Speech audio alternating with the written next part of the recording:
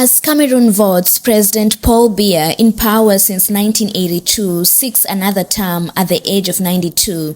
But this election brings a rare moment of uncertainty. His long-term ally turned rival, Issa Shiroma Bakari, has already declared victory, releasing his own vote tallies and urging Biya to concede. The ruling party has firmly rejected this claim. The Constitutional Council has dismissed multiple opposition petitions challenging the vote and is expected to announce the final official results by October 27th. Provisional tallies from the National Vote Counting Commission show Biya leading with about 53%. Unlike post-votes, this challenge coming from a former member of Biya's inner circle suggests the post-Biya era is no longer an abstract question, but a tangible political fracture. Paul Biya's presidency has outlasted 8 US presidents and has reshaped Cameroon's political identity.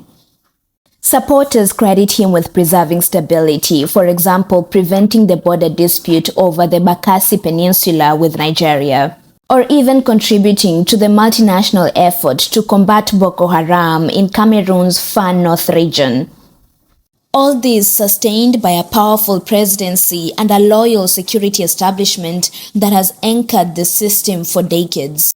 The Cameroon People's Democratic Movement, headed by Biya, dominates both parliament and the executive, reflecting a structure where power is highly centralized. Regional governors and key electoral officials are appointed by the president, a system that critics argue limits genuine competition even under a multi-party rule. Economically, pressures are mounting, with debt hovering nearly 43% of GDP.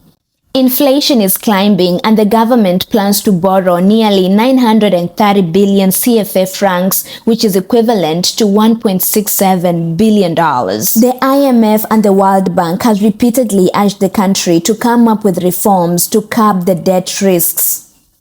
While France remains a top partner, as critics have called it a neo-colonial partnership, China continues expanding infrastructural developments in the country, and this places Cameroon between old alliances and new dependencies. Over a half of Cameroonians are under the age of 25, a generation that has never known any other leader. There's a sense of political apathy among the youth attributed to political stagnation and politics of the belly, a reference to corrupt politicians. That apathy is fueled by high unemployment and economic hardship, leading many to express frustration through migration or digital activism, echoing trends from Uganda to Sudan, where young citizens mobilize online when political spaces feel closed. It's a little bit kind of complicated. I'm still trying to observe. Well, because I had someone in mind, but which finally was not able to make it. So he was eliminated even before everything could start. Voting remains severely restricted in conflict-affected Anglophone regions, also called Ambazonia. The UN estimates more than 700,000 people have been displaced since 2017 as separatist conflict endures. Observers say the vote ran smoother than in past elections, with better organization at polling stations. But counting and reporting results aren't fully transparent, and access and trust still vary across the country, especially in regions facing security challenges. Across Africa, enduring presidencies from Uganda to Equatorial Guinea and Congo-Brazzaville show how personal rule can coexist with formal democracy. Cameroon's moment also mirrors a global question: how nations balance aging leadership with increasingly young and connected populations. Cameroon's election results may reaffirm long-standing structures of power.